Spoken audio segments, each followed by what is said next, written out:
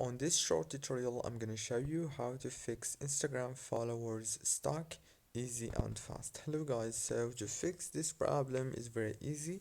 All what you have to do is just open the settings on your phone, then go to the apps manager, go to apps,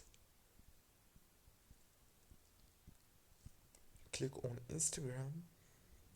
Now here on this page, all what you have to do is go to the data usage option here. As you can see, click on it like this, scroll down, and here you will find four options. It's the first one: mobile data, Wi-Fi, background data, and roaming data.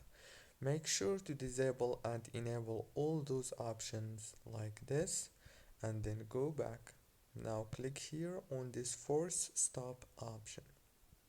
After you click on the force stop, now all what you have to do is go back to the home page and click on Instagram again, and the problem must be solved. Don't forget to like, subscribe. Thank you for watching.